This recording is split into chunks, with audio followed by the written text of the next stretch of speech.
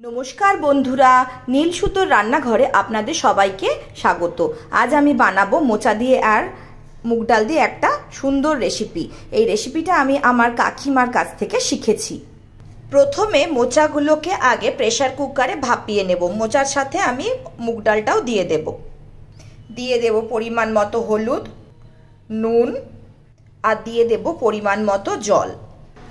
এরপর প্রেসারে দিয়ে আমি দুটো সিটি মেরে নেব। এরপর বাদামগুলোকে আমি শুকনো কড়াতে নেড়ে নেব।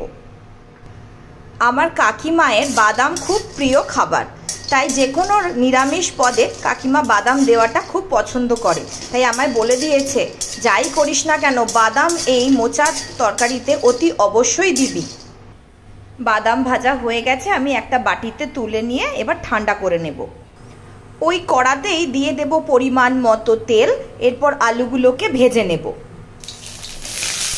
নুন দিলে তাড়াতাড়ি সেদ্ধ হয়ে যায়, অল্প একটু নুন দিয়ে দেব।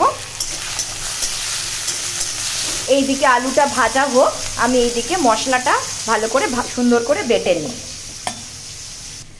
আদা আর টমেটোটা সুন্দরভাবে আমি বেটে নিয়েছি। এটা সুন্দর ভাজা হয়ে গেছে, এবার আমি এটাকে তুলে নেব। এরপর দিয়ে দেব গোটা গরম মশলা, মানে তেজপাতা, দারচিনি, লবঙ্গ, এলাচ। নিরামিষ রান্না মানে একটু হিং দিলে বেশ ভালো হয়, তাই খুব অল্প পরিমাণ দিয়ে দিলাম হিং। এরপরে বেটে রাখা মশলাটা ভালো করে দিয়ে দিলাম।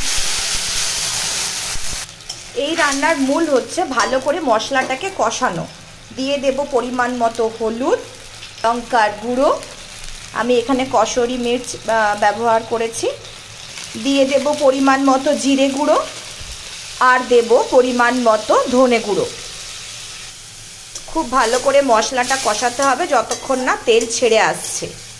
মশলা ভালো করে কষানো হয়ে গেছে, আমি এবার দিয়ে দিলাম আমার সেদ্ধ করে রাখা মোচা এবং মুগ ডালটা।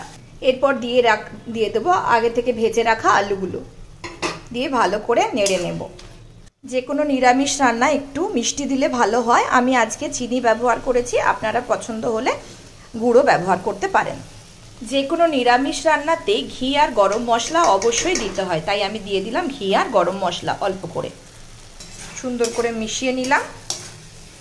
আমি যে বাদামগুলো আগে শুকনো কড়াতে ভেজে রেখেছিলাম সেগুলো হালকা করে গুঁড়িয়ে নিয়েছি। এরপর এটা ছড়িয়ে দেব। আমার রেডি হয়ে গেছে মোচা মুগ ডাল দিয়ে ঘন্ট। এবার আমি একটা সুন্দর করে পাত্রে নামিয়ে নেব। কেমন হয়েছে রান্নাটা আপনারা অতি অবশ্যই আমাকে জানাবেন।